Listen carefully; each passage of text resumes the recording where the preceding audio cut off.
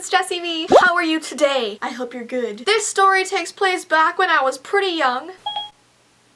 That was so weird. Siri just like talked to me and I've been away from my phone. What is going on? Like I literally wasn't around my phone at all. Okay. There's a ghost in here. Bye bye. Okay, anyways, get back to the story here. So when my sister and I were young, we used to go to my grandparents' house all the time in the summer while my parents were working, and we would do tons of things there. Arts and crafts, cooking, dress up, puzzles. We watched movies, we played the piano. It was heaven there. But our most favorite thing to do was to go for a walk in the forest near their house. And there was this giant river running through the woods with this like path beside it. And it was like the prettiest thing ever. I still go there a couple times a year and I bring my camera with me to take some pictures. Oh, my sister and I actually took some pictures there about 3 years ago. I'm gonna put them up on the screen if I could find them. I'm pretty sure I still have them to show you guys. And I was like a beanpole back then, so don't mind me. I needed to eat like 2 burgers. We just had a lot of fun pretending that we were models.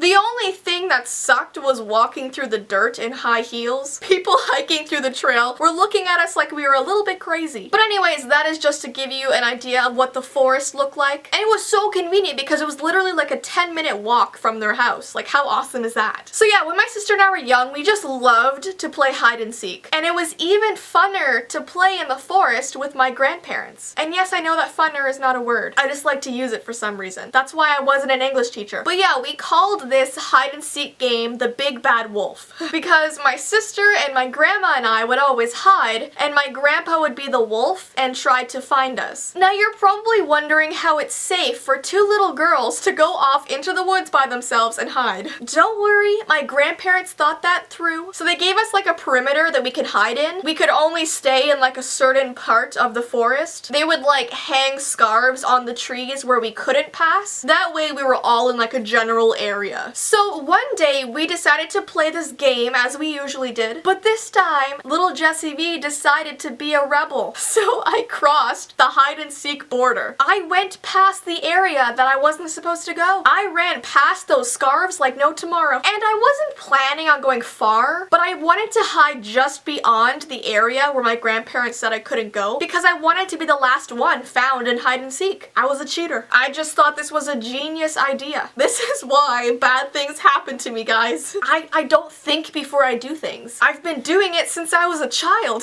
I must have been destined to be a storytime YouTuber. But anyways, I hid in this like large bushy area and it had those little prickly brown things all over it. I hate those things. What are they called? Burrs? Even their name is annoying. They just stuck to my track pants. They stuck to everything. I basically resembled a porcupine and they just refused to come off easily. One does not just take off a burr. You gotta like pull it for 3 hours. But anyways, I'm like crouched down in the dirt hiding and that's when I start to hear whistling. And it wasn't a pleasant or happy tune. It was quite eerie actually. It almost sounded like a sad song. And then I see this old man come into view. He's just walking through the forest whistling with this like large husky dog with him. And I'm like crouched down in this bush and I'm hoping that he doesn't see me. But he turned his head just as he was walking by the bush and made eye contact with me. His eyes looked right into my soul. And when I say old man, I don't mean like super old. I mean he was probably in his 50s, which yeah, it's not that old. I don't know why I called him an old man. My dad's in his 50s. So dad, if you're watching this, I basically just called you an old man. So yeah, now the dude is standing right in front of me, just glaring at me, and this grin just spreads across his face. It was creepy, and I remember him having like a silver tooth on one of his bottom teeth. It just like stood out to me. It was gross. I think my grandpa has a silver tooth actually too. I'm sorry, grandpa. I'm just insulting everybody right now. But yeah, as a child, it's really hard to know what to do in that situation because your parents always tell you about strangers, but when there's an actual stranger in front of you and you're alone, you're like, oh my gosh, I am screwed. I just remember him just looking at me and smiling, and there was this long pause, and then I was like, yeah, I'm playing hide and seek.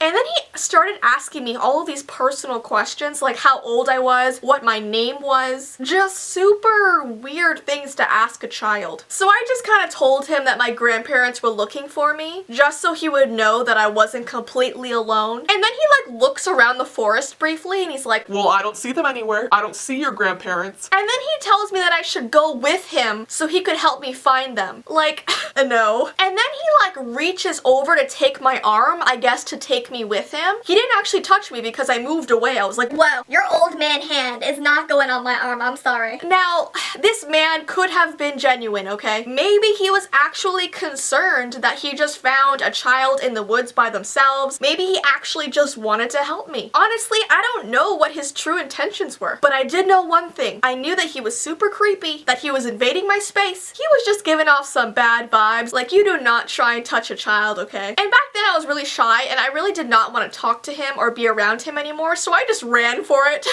I ran to find my grandpa. I went right over to him and my grandpa asked me why I wasn't hiding. And guys, I never told my grandpa what happened. Like, I never told my grandparents anything of what happened. I don't know why. I just looked at my grandpa and told him that I was just bored of the game and didn't want to hide anymore. I think it was because I thought they would be really mad at me if they knew I had crossed the line. I don't know, but if my grandparents are watching this now, I'm sorry, I only did it that one time. If anything, it taught me a lesson not to disobey you guys ever again, okay? Lesson learned. Jessie learned her lesson. But anyways, that is my creepy hide and seek story. I don't really play hide and seek anymore, although when I went up to the cottage last week, it was a very large cottage, so we decided to play hide and seek in the dark, which was super creepy, but nothing really insane happened, so I was all good. Anyways, guys, as usual, my social media information is below, along with my vlog channel and my P.O. box information, so check that out, and until next time, guys, bye!